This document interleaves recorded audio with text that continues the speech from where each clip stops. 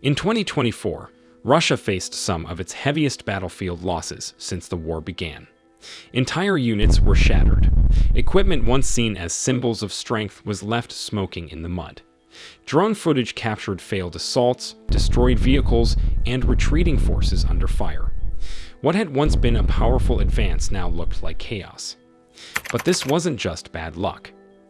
It was the result of changing conditions, smarter defenses, relentless surveillance, and a Ukrainian army that has grown more precise and determined.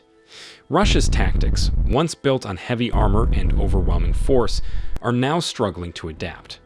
And every new strategy reveals a deeper problem: fewer trained troops, fewer resources, and rising desperation.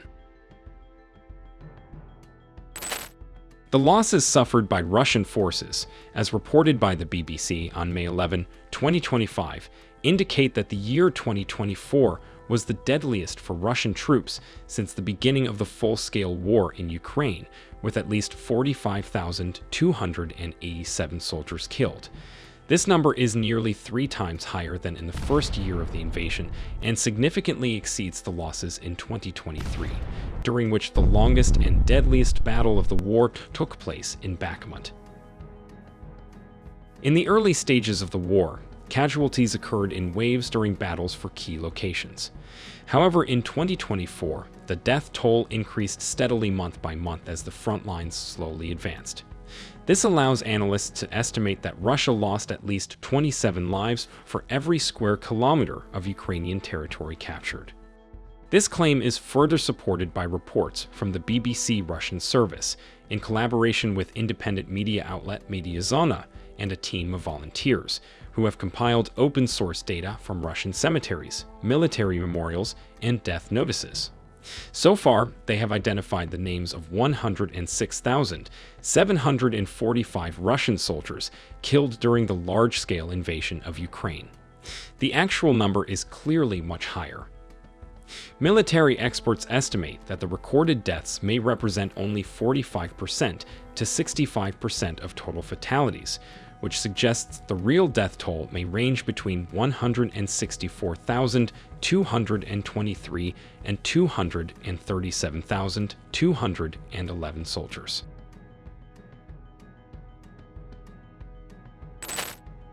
Next, regarding the losses of tanks and armored vehicles, Russian forces are estimated to have lost 5,100 tanks and armored vehicles in 2024, including 1,400 main battle tanks and 3,700 infantry fighting vehicles and armored personnel carriers. This report was published by the Institute for Strategic Studies on February 10. According to the Institute, this represents a significant increase from the 3,000 losses reported in 2023. Meanwhile, the Ukrainian General Staff provided a higher estimate, reporting more than 3,000 tanks and 9,000 armored vehicles damaged or destroyed in 2024. The Institute for Strategic Studies estimate likely only accounts for vehicles that were completely destroyed. This may be further supported by a statement from Major Viktor Trihubov, spokesperson for the Khortytsia Group of Forces, who said on February 13 that successful Ukrainian drone strikes have forced Russian forces to reduce the use of armored vehicles along the front line.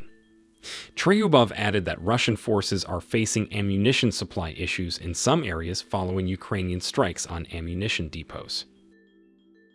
Reportedly, Russia produced and refurbished more than 1,500 tanks and 2,800 infantry fighting vehicles and armored personnel carriers in 2024, allowing it to offset last year's armored vehicle losses. However, analysts predict that Russia may face spare parts shortages and technical difficulties in the future.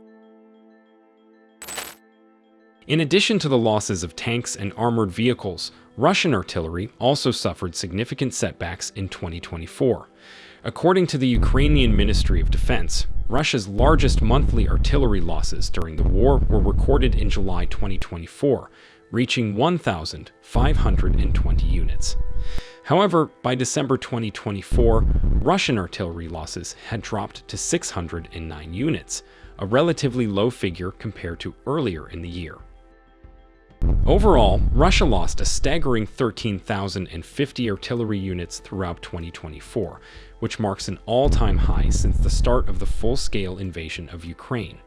For context, Russian artillery losses stood at 1,936 units in 2022 and increased to 6,461 in 2023, making the 2024 figure particularly alarming. Russian air defense capabilities also saw notable degradation. In December 2024, only 13 air defense systems were reportedly lost, the lowest monthly figure that year. However, this was not indicative of improved defenses, but rather reflected a deepening air defense crisis both at the front and within Russian territory itself. Over the course of 2024, Russia lost a total of 407 air defense systems. Meanwhile, Russian multiple launch rocket systems, or MLRS, losses also declined by year-end. In December alone, just 3 MLRS were reportedly lost. This was not due to a reduction in combat activity, but rather a near exhaustion of Russia's ability to replenish these systems, as serial production of new MLRS platforms has not kept pace with battlefield attrition. In total, Russia lost 310 MLRS units in 2024, the lowest annual total of the 3 years of full-scale war, again reflecting both depleted stockpiles and efforts to conserve remaining systems. Throughout 2024, Russian forces in Ukraine suffered the loss of approximately 50,153 units of military equipment that were destroyed, damaged, or captured. This immense figure underscores the scale of attrition Russia has endured over the course of the conflict. To put it in perspective, this translates to roughly 8 to 9 Russian soldiers for every piece of equipment lost, highlighting not only the material toll of the war, but also its human cost. Despite these staggering losses, Russian state propaganda has worked tirelessly to portray 2024 as a year of strategic progress and military success. Media narratives have emphasized territorial advances and high-profile offensives, attempting to frame them as evidence of battlefield superiority. Yet what these narratives consistently fail to address is the cost at which these limited gains have been achieved. Even more concerning for the Kremlin is the growing gap between frontline realities and domestic perception.